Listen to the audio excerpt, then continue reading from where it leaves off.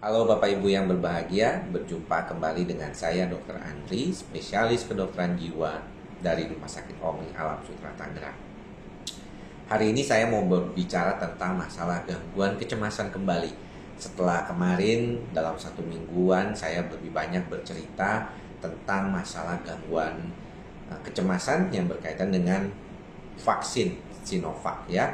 Tapi nanti mudah-mudahan kedepannya kita juga bisa berbincang juga terkait dengan banyaknya masalah-masalah kecemasan yang membuat orang tuh jadi khawatir untuk melakukan hal-hal yang baik sekalipun, seperti misalnya disuntik vaksin. Padahal ya tidak apa-apa ya. Kalau teman-teman bertanya, kalau saya gangguan cemas apa boleh disuntik vaksin? Tidak ada masalah. Kalau saya gangguan cemas, apa boleh saya menyuntik diri saya dengan vaksin itu? Tidak problem. Kalau saya punya penyakit GERD, asal Anda tidak punya penyakit namanya IBD atau irritable bowel disease ya, penyakit yang banyak dikaitkan dengan autoimun, itu tidak masalah sebenarnya divaksin. Nah, hari ini saya nggak ngomongin vaksin dulu, tapi saya mau ngomongin masalah tentang gangguan kecemasan. Nah, gangguan kecemasan nih, sebenarnya kan kita tahu problemnya itu tidak mudah dilihat secara gamblang ya. Kenapa? Karena kalau gejalanya aja sih, tiap hari saya ketemu dengan pasien, rata-rata di atas 15 pasien per hari, bahkan sampai 20 lebih. Itu kasusnya itu lebih dominan, problematikanya adalah gangguan yang berkaitan dengan kecemasan yang bergejala ke fisik.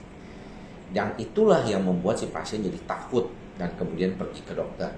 Setelah berkunjung ke berbagai banyak dokter, tapi tidak menemukan dasar gangguan fisiknya, baru kepikiran ke psikiater. Apalagi kalau sudah nonton video-video saya gitu ya, jadi dia udah tahu nih, oh ternyata inilah yang dinamakan keluhan psikosomatik. Dan dasar dari keluhan psikosomatik kebanyakan adalah gangguan kecemasan. Tetapi saat orang itu menyadari bahwa ternyata apa sebenarnya ya yang membuat saya cemas, orang bingung. Kapan saya mulai merasakan cemas pertama kali? Beberapa pasien yang saat ini datang ke saya, belakangan ini banyak yang masih relatif muda ya, usianya masih di bawah 25 tahun ya bahkan. Dan mereka dari sejak awal sudah melihat dirinya itu memang muda cemas, bahkan dari sejak zaman SMP, SMA.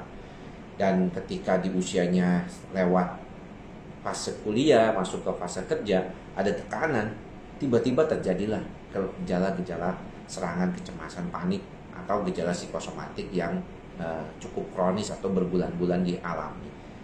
Nah, ini menandakan bahwa orang ini cukup rentan. Kenapa? Karena di usia yang relatif masih muda, dia sudah kena. Saya pernah cerita ya dulu waktu saya 2010 pertama kali keluar negeri ke US ya, ke Amerika untuk belajar psikosomatik. Di sana pengajarnya tuh tanya, kalau di Indonesia itu berapa persen sih dari pasienmu itu yang mengalami psikosomatik? Karena memang saya sudah mendalaminya sudah 2 tahunan, waktu itu dari 2008-2010, saya bilang ya sekitaran setengahnya lah. Oke, tapi kalau rentang usia saya bilang waktu itu di atas 35, bahkan kebanyakan di atas 40 tahun gitu. Wow, masih tuh udah tua ya, dia bilang. Kalau di sini di Amerika itu masih muda, 16-18 tahun sudah kena. Nah, waktu itu saya pikir, enggak lah, kalau saya lihat banyakkan orang yang mengalami psikosomatik ini kan kebanyakan adalah kerja ya, sudah kerja, kemudian jabatannya juga sudah tinggi dan stresnya juga berat gitu ya, karena dia sudah sebagai pemimpin atau manajer setidaknya. Tetapi ternyata kebelakangan itu banyak yang masih muda-muda. Nah, pertanyaannya mengapa bisa demikian? Nah, ini memang berkaitan juga dengan distraksi atau terlalu banyaknya sumber-sumber yang bisa mengganggu atau membuat kita cemas. Pada dasarnya pengobatan dalam mengatasi gangguan kecemasan yang mempunyai gejala psikosomatik ataupun tidak mengalami gejala psikosomatik yang berat itu adalah menyeimbangkan sistem saraf pusat kita. Jadi kalau kita udah seimbang nih sistem saraf pusat kita, maka dia akan jadi lebih baik untuk mendapatkan suatu proses dalam mengatasi situasi yang gak nyaman. Persepsinya itu jadi lebih bagus.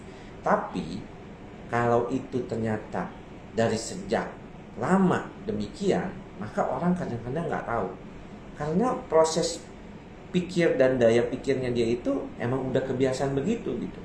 Contohnya ya orang dengan kepribadian pencemas, orang dengan kondisi-kondisi yang berkaitan dengan perfeksionis gitu ya, buru-buru, mau menang sendiri gitu ya, egois gitu ya. Itu sifat-sifat yang sebenarnya mungkin dianggap sebagai sifat manusia biasa, tetapi sebenarnya yang bisa membuat orang tuh menjadi cemas.